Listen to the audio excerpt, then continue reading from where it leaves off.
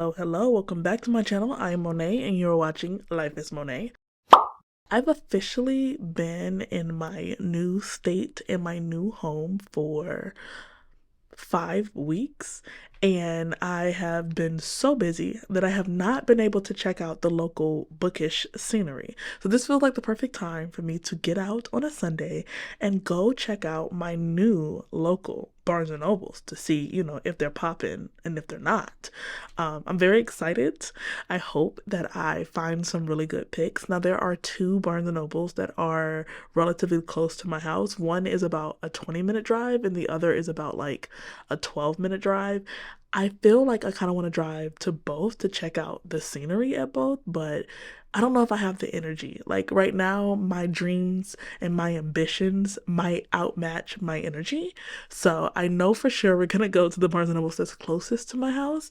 And if I'm feeling up to it, maybe I will drive to the second location to check it out because apparently Barnes and Nobles is doing things differently now. In 2023, they're gonna start changing a lot of their storefronts and a lot of their catalogs to be more specific to the area that they're in. I'm not really a fan of this mission, but it is the direction the company is going. And so with that being said, having two locations that are about a 30-minute drive from one another is a completely different zip code. It ultimately is supposed to change the type of books that each location buys. Maybe we'll see some of those differentiating components when we get to the store, but yeah. I read that article a few weeks back, and yeah, Barnes & Nobles is trying to switch to a more indie style approach and turning their massive bookstores back into like an indie feel storefront. If I can find the article that I read, I will put it in the description box below, but as far as right now, let's head out. Let's grab a good drink because that feels appropriate, and let's head to Barnes and Nobles.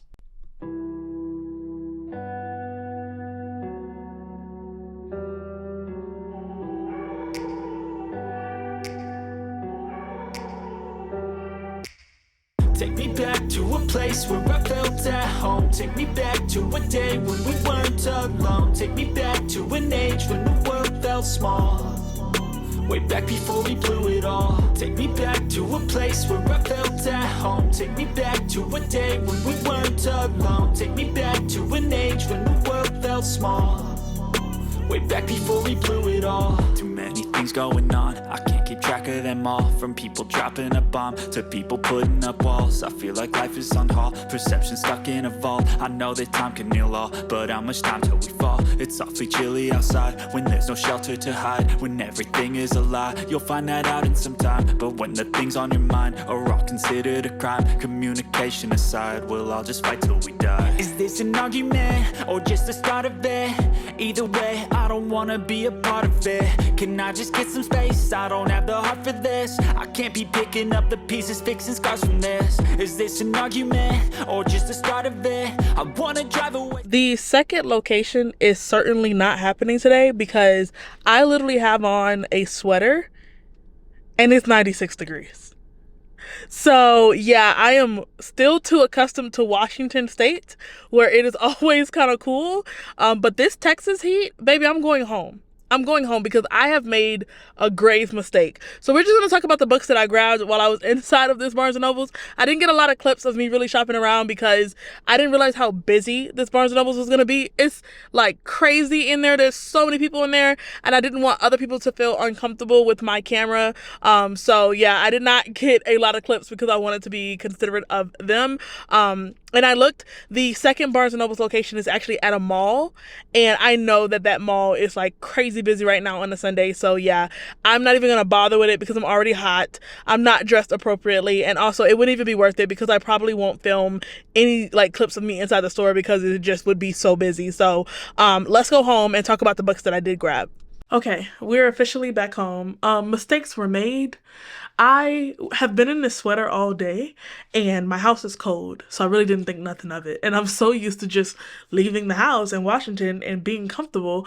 But yeah, that heat crept up on your girl and it was a time. Like at this point, if you catch me outside at any point throughout the summer, I am under duress.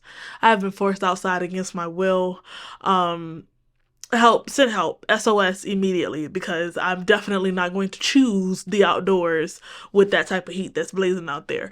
But let's talk about the books that I grabbed while I was out. So I really had no like idea, or I wasn't in any particular mood, and I feel like I grabbed a little bit of everything in terms of genres. So let's just get into it. The first book that I grabbed was Frankenstein by Mary Shelley. This is a book that I've been wanting to read for a long time.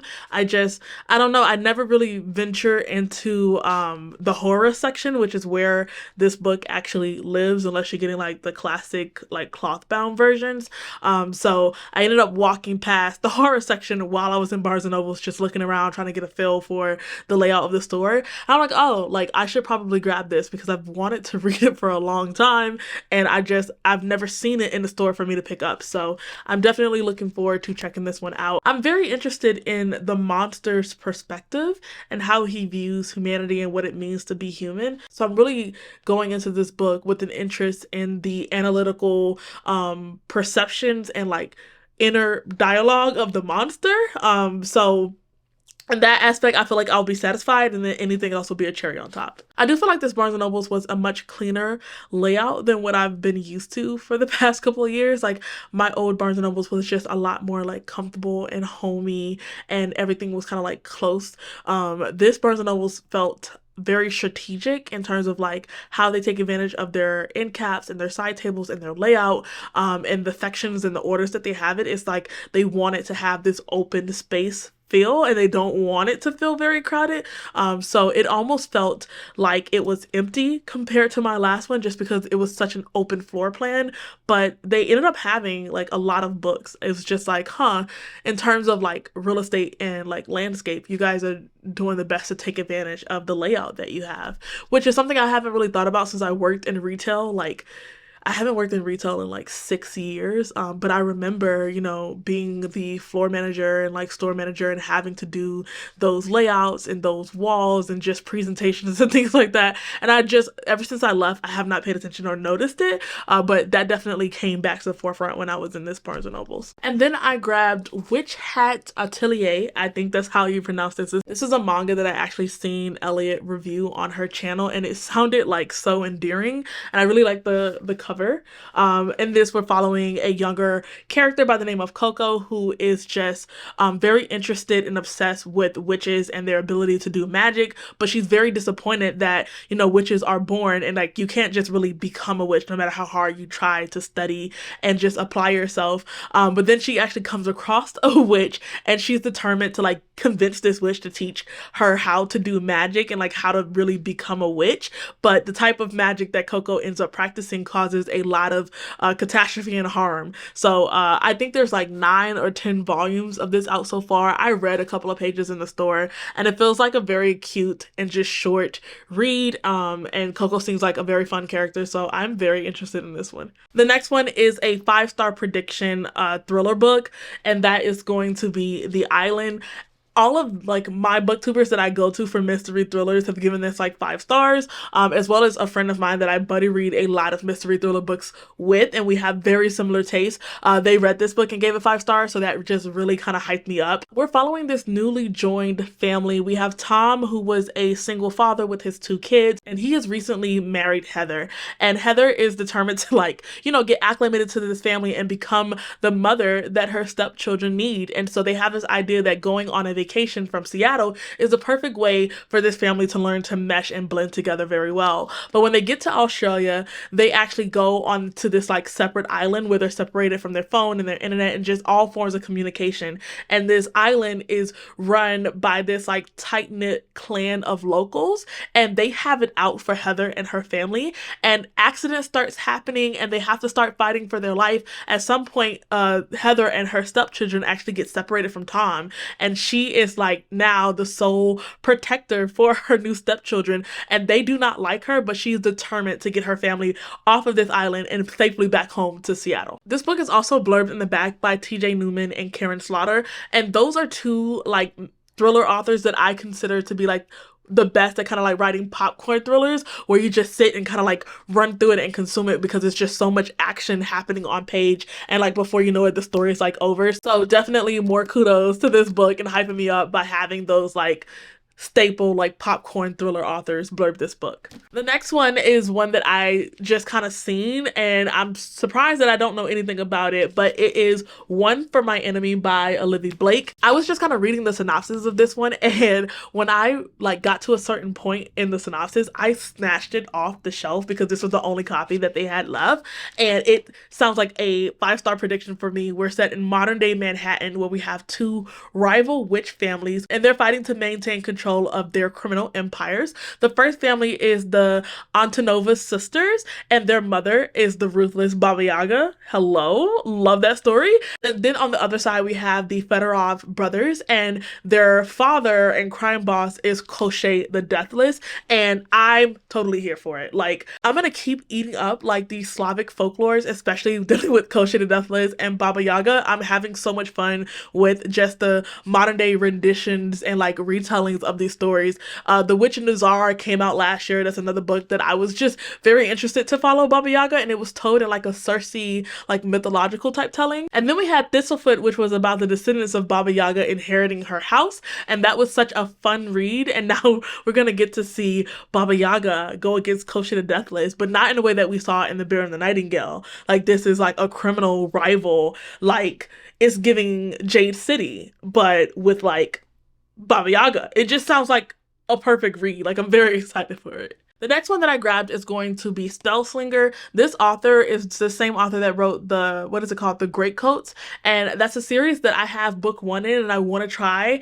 And I expect to really, really like it. But this is another very popular series by the author that other people really enjoyed. And so I figured that I could try reading both to see which series I want to become invested in. And if I end up liking both, then I'll start to read both series. But this is an author that I expect to enjoy just because of things that I've heard about his writing so far, and where my reading tastes in terms of fantasies are aligned with right now. So we're following Kellen, and the book starts off just moments before his first duel, and he's supposed to show and prove himself as this new spellcaster. Except there's one major small problem, and that's the fact that his magic is fading. Failing his mage trials is just not something that Kellen is willing to risk, especially because if he does, he'll be exiled from his society. And so he's very desperate to risk everything, including his own life, to restore his magic before he goes into this trial. In his state of desperation, he comes across a mysterious and enigmatic character that challenges him to take a different approach to his magic. It says that she is daring, unpredictable, and wielding magic that Kellen has never seen before, and that she may be his only hope. So the next book I grabbed is a book that completes my TBR for this vlog I want to do. I have a plan to do a vlog on murder mysteries, and I only had 2 books so far, so I grabbed the third one just to round out my TBR for that video. So I grabbed The Appeal, which is a book about one murder, 15 suspects, and the desperate hunt for the truth. The Fairway Players is a local theater group, and they're in the midst of rehearsals when tragedy strikes the family of the director Martin Haywood and his wife Helen, which is the play's star. Their young granddaughter has been diagnosed with a rare form of cancer, and with an experimental treatment costing a tremendous sum, their castmates rally to raise the money to give her a chance at survival. But not everybody is convinced of the experimental treatment's efficiency, nor of the good intentions of those involved. As tensions grow within the community, things come to a shocking head at the explosive dress rehearsal. The next day, a dead body is found, and soon an arrest is made. In the run-up to the trial, 2 young lawyers sift through the materials, emails, messages, letters, with a growing suspicion that the killer may be hiding in plain sight. The evidence is all there, between the lines, waiting to be uncovered. So this murder mystery is definitely told through mixed media. It has different like text messages and interview transcripts and things like that. And so I feel like the perfect addition to the other 2 books that I'm reading, because those murder mysteries are not told in mixed media, and I wanted to have a variety. So here's to hoping that one of those 3 books that I have is a banger, and that I actually get around to filming that at some point, because your girl is full of ideas and so little energy. So little time and will and the strength to go on and move forward. So hopefully you guys see that sometime before 2023 turns into 2024. And And then the last book that I grabbed is Bringing Down the Duke. This sounded so cute. Like, I've seen this book cover everywhere. I've seen the author's name everywhere, but I never actually knew what the book was about until I read the synopsis. What I got from it is that we're in like 1879 England, and we have Annabelle, which is a female character that's on a scholarship to Oxford, but she's basically destitute. And part of the requirements for her scholarship is that she has to promote and push, you know, women's rights and women's suffrage while she's at this university. And so she locks eyes on the Duke of Montgomery, just because he's the commander of Britain's politics. But he is a very strategic person, and he's known for flipping the script on people and turning the tables back around on them. So she's definitely going to have a lot of a challenge to get him to change his mind on like women's rights, I guess. But it's a romance between the two of them. It's supposed to be cute and steamy and historical, and I'm here for it. I really think the cover's kind of fun. And these are all the books that I grabbed at my local Barnes & Nobles today. I'm definitely going to be returning, hopefully throughout like a weekday. Like, maybe going on the weekend was my era because that place was absolutely packed. So I know, just making a mental note myself, that when I want to take a trip to Barnes & Nobles, I need to do it on like a weekday during like a lunch hour where like I expect them to not be as busy as they were today. Thank you guys for making it to the end of my video. If you're still here and you want to let me know that you made it through the entire video, leave me, I don't know, a cauldron, a witch's hat, a sparkle of magic, something witchy related just for the Witch Hat Atelier, and I will see you guys in my next one.